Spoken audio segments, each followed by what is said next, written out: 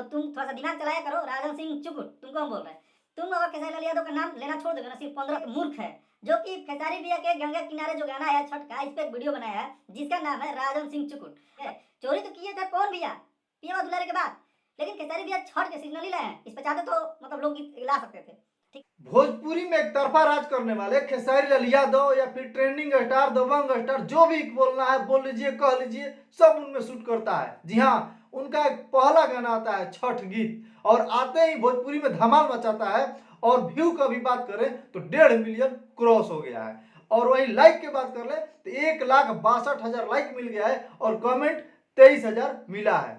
जी हाँ, इतना धमाल मचाया है। अब आप लोग सोच रहे हैं कि भाई कौन सा है, अगर नहीं सुने तो हम आप लोग को अभी सुना ही देते हैं।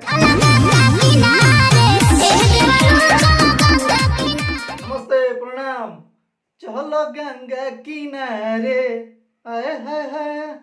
खेसारी भैया के इस गाने को अभी कौन कौन सुना है कमेंट करिएगा। जो लोग नहीं सुनेंगे तो जाइए खेसारी म्यूजिक वर्ल्ड पर जा करके सुनिए और भैया को प्यार दुलार दीजिए। जी हाँ, गाना 1.5 मिलियन पहुंच गया है और 3 नंबर पर ट्रेंड कर रहा है।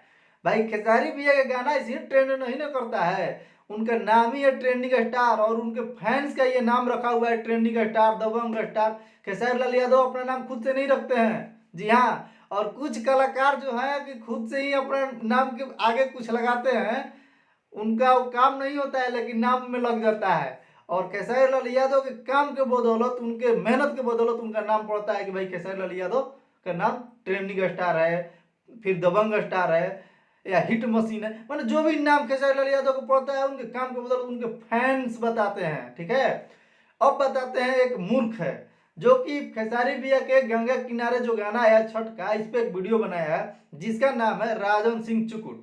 अब इसको हम समझा देना ये चाहते हैं। ये बोल रहा है कि पवन भैया के गाना को, जो दशहरा में आया था पवन भैया का गाना, उस गाना पे खेसारी लाल यादव ने गाना चोरी कर लिया।